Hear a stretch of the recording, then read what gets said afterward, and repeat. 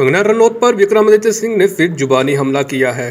शिमला में विक्रमादित्य सिंह ने कहा कि कंगना सनातन धर्म और देवी देवताओं का तिरस्कार कर रही है। जिस तरह के खान पान से सनातन धर्म का रिश्ता नहीं है उसको बढ़ावा दे रही है। भाजपा सनातन धर्म पर प्रहार कर रही है। आरएसएस और विश्व हिंदू परिषद को इस पर संज्ञान लेना चाहिए। भाजपा की प्रत्याशी सनातन पर प्रहार कर रही है। भाजपा ने इस मुद्दे पर अपने मुंह पर टेप लगा दी है। इस मामले पर मोहन भागवत और प्रांत प्रमुख से अपील की जाएगी। उन्होंने कहा कि हिमाचल में सनातन धर्म को बचाना जरूरी है।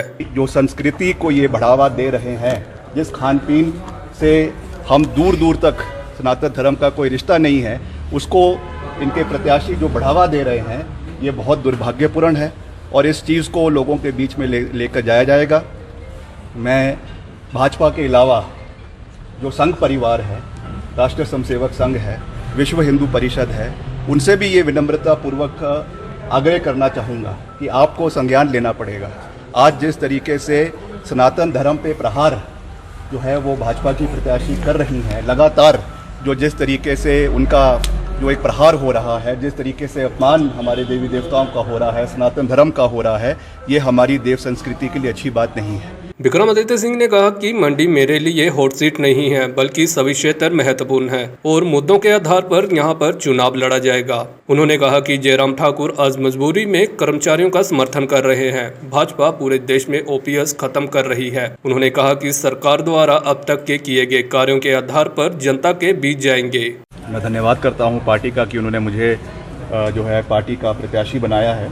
हालांकि मैंने टिकट के लिए अप्लाई नहीं किया था, मगर फिर भी जो रिस्पॉन्सिबिलिटी दी है हमने उसको स्वीकार किया है और फ्रंट फुट पर रहकर हम लड़ाई लड़ेंगे, लोगों के बीच जाएंगे और जो विकास कार्य हमने मंडी संसदीय क्षेत्र के लोगों के, पूरे प्रदेश के साथ साथ मंडी संसदीय क्षेत्र के लोगों का किया है, खास करके आपदा के दौर में हम जो लोगों के साथ दिन रात खड़े रहे हैं, केंद्र के साथ पूरा तालमेल बनाकर पिछले 15 महीने के मेरे प्रदेश लोक निर्माण मंत्री के कार्यकाल में हमने 3000 करोड़ के विकास कार्य सड़कों के प्रदेश के अंदर करवाए हैं। 150 करोड़ रुपए अतिरिक्त हम लेकर आए हैं। इन सब मसलों को, मुद्दों के साथ लोगों के बीच में रखा जाएगा। ये वही जयराम जी हैं जिन्होंने विधानसभा में व्यंग किया था और ये कहा था कि ओपीएस अगर चाहते हैं कर्मचारी तो वो चुनाव लड़े और अपने जो है सरकारी नौकरी को छोड़े।